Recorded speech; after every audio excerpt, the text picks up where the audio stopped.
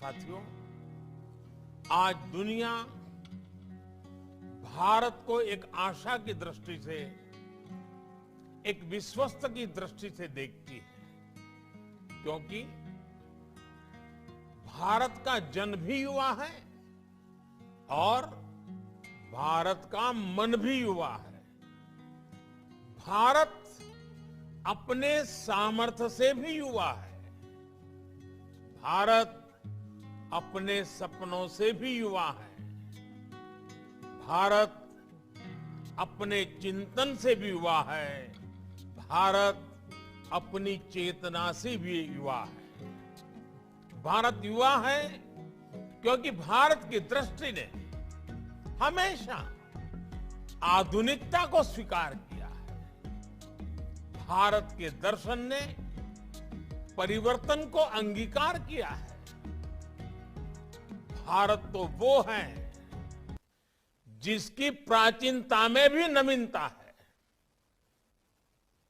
हमारे हजारों साल पुराने वेदों ने कहा है, अपि यथा युवानो मत्सथा नो विश्वम जगत अभिपित्पे मनीषा।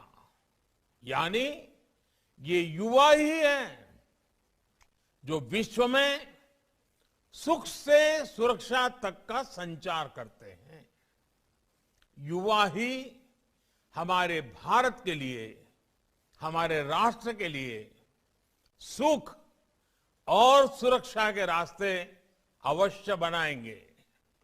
इसलिए भारत में जन जन से जग तक, जन से जग तक योग की यात्रा हो, रिवॉल्यूशन हो या इवोल्यूशन, राष्ट्र सेवा की हो या समर्पण की, बात परिवर्तन की हो या पराक्रम की, राह सहयोग की हो या सुधार की, बात जड़ों से जुड़ने की हो या जग में विस्तार की, ऐसी कोई राह नहीं जिसमें हमारे देश के युवा ने बढ़ चढ़ करके हिस्सा न लिया हो।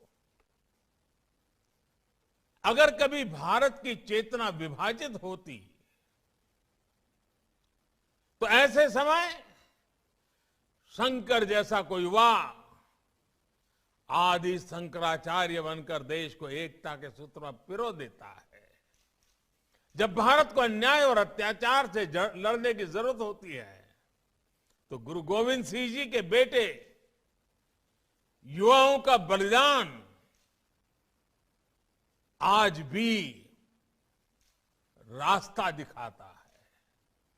जब भारत को आजादी के लिए क्रांति की जरूरत होती है तो सरदार भगत सिंह से लेकर चंद्रशेखर आजाद और नेताजी सुभाष तक कितने ही युवा देश के लिए अपना सब कुछ अर्पण कर देते हैं। जब भारत को आध्यात्म की, सृजन की शक्ति की जरूरत होती है, श्री अरविंदो से लेकर सुब्रमण्यम भारती से साक्षात्कार होता है। और जब भारत को अपना खोया हुआ स्वाभिमान फिर से पाने की, अपने गौरव को दुनिया में फिर से प्रतिष्ठित करने के आधार अधीरता होती है, तो स्वामी विवेकानंद जैसा एक युवा भारत के ज्ञान से, सनातन आह्वान से दुनिया के मानस को जागृत कर देता है।